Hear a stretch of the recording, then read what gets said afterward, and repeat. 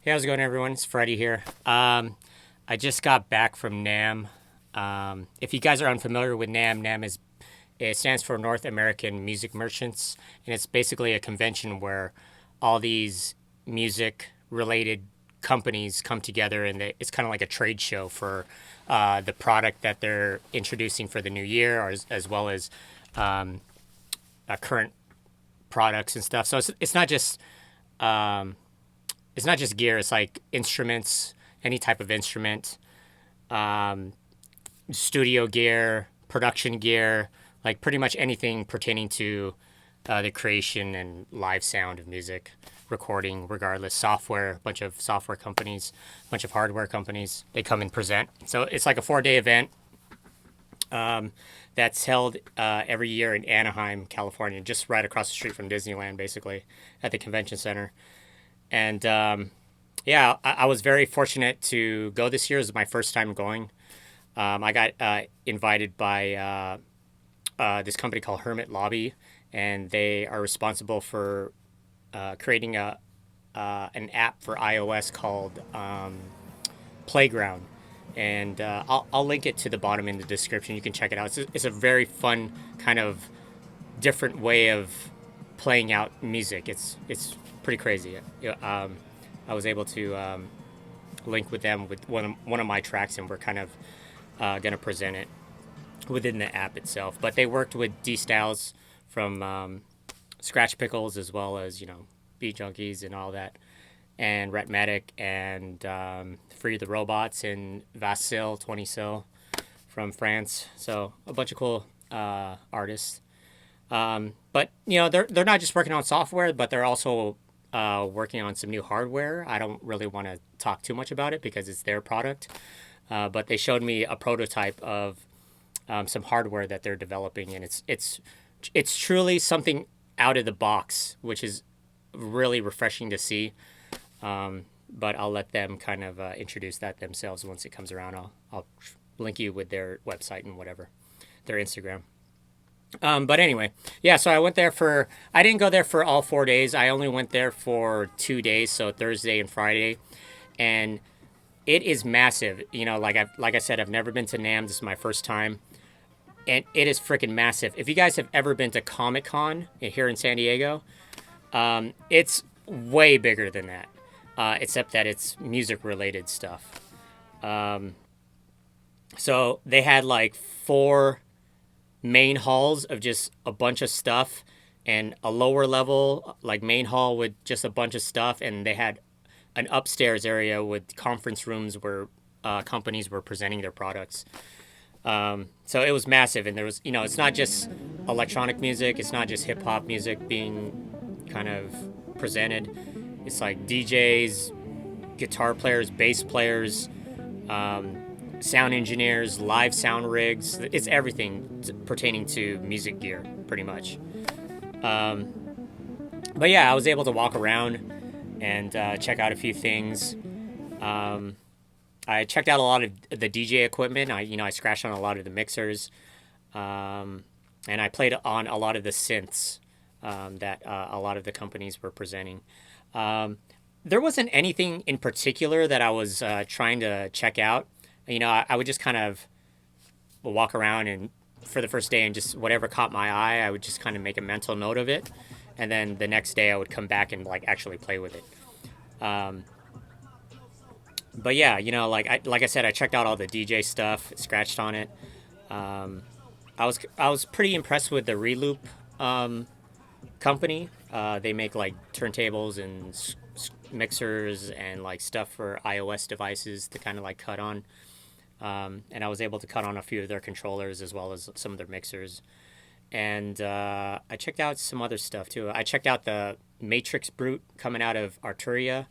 I liked a lot of the companies that were really hands on about their product.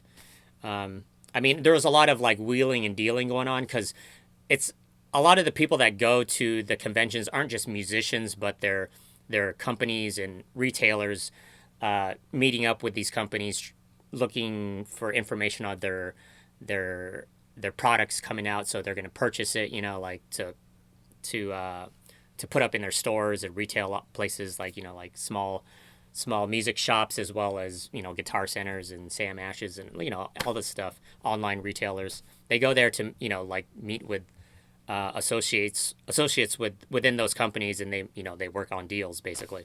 So it's a lot of business transactions going on. But then like myself, there's a handful of artists that are going out there just to like check out stuff and whatnot. Um, was there anything that caught my eye?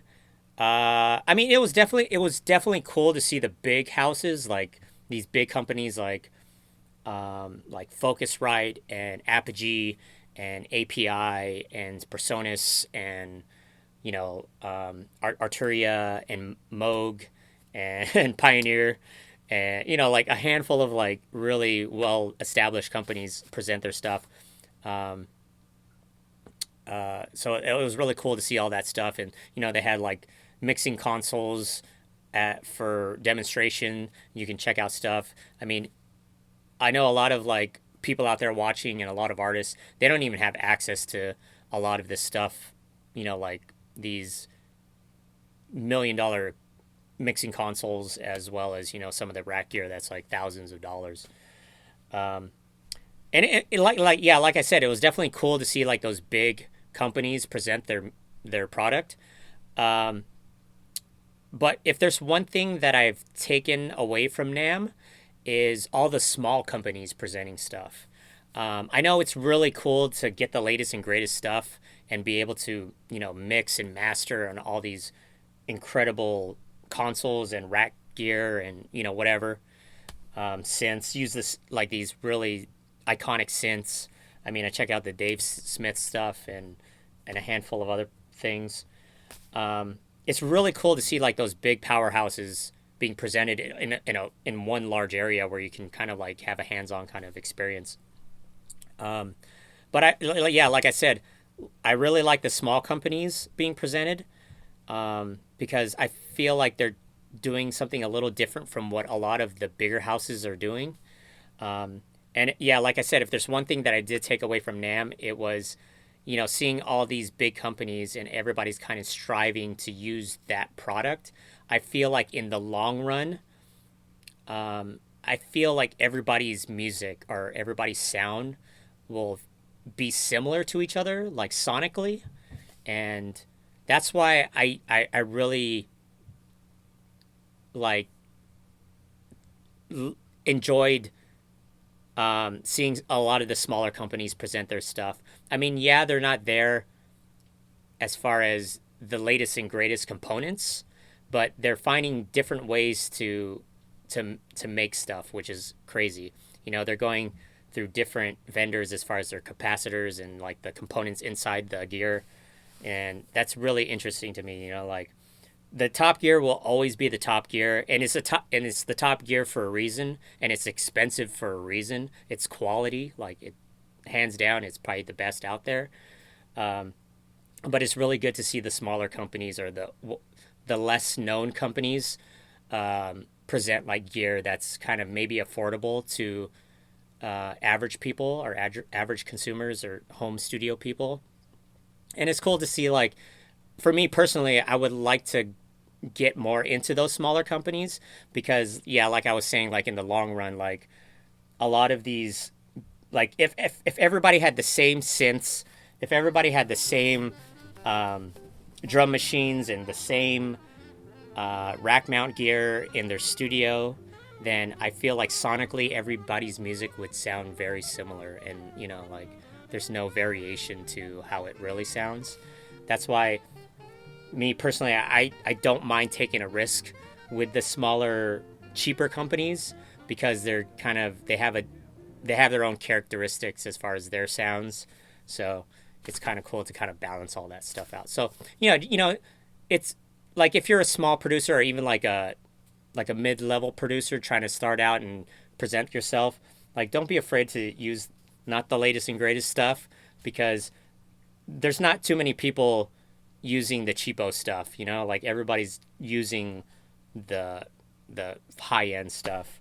So don't even worry about that stuff. And that's not just like studio gear, that's like instruments too, like if everybody was playing like a Fender Fender guitar, electric guitar, I'm pretty sure that everybody, a Fender guitar with the same Fender amp, like everybody's music would kind of sound the same. So it's okay to use a guitar that's, like a Chinese or Korean guitar, electric guitar, because it has its own characteristics, and it might be something that you prefer listening to or prefer playing on rather than the really well known companies. So yeah, that's like one thing I took away from NAMM. Other than that, um, it was. I made my rounds. Like I walked around the convention center a long time. I must have walked like a good maybe 10 to 20 miles in the span of 2 days just walking around. And it did rain pretty bad in Southern California, especially on the second day of NAMM, which was Friday. And I got soaked. I got completely soaked going back to the car, and I ended up getting like sick again. So I really haven't been feeling too good the past couple days. I was like sick like 2 or 3 weeks ago, and then it cleared up, and then I got sick again, which kind of sucked. But it was definitely okay. I'll get sick again to go to NAMM. But yeah, yeah, that's just like kind of my take on NAMM. Um, um, Try not to make this video too long. I think my next video, I don't even know what I'm gonna do. I was thinking about doing like a breakdown of how I sample chop, because there's different ways that I do it. There's not one particular way or one correct way that I sample chop.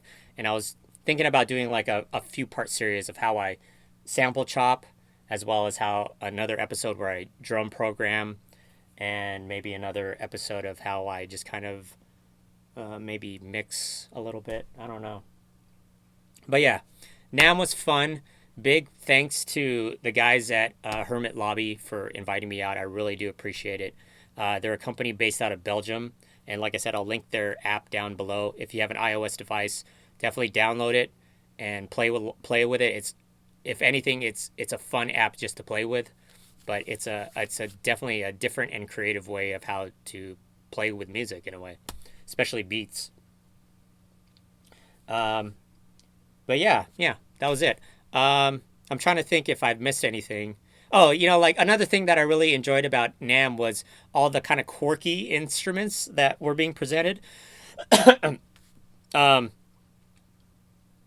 they had a lot of like drummers drumming on kits and snares, and they had piano players playing on pianos and all this stuff. But I really like the quirky kind of weird instruments like the hung drums, and there was this instrument that this guy was just jamming out on. I wish I got a video. I didn't even get a video of it. But basically, it looked like a recorder. Like those elementary school recorders that used to play like in elementary school, the flutes.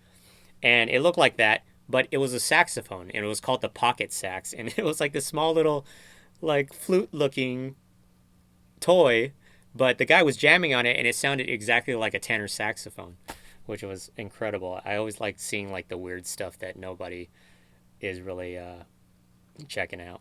But yeah, that's it. Thanks for tuning in.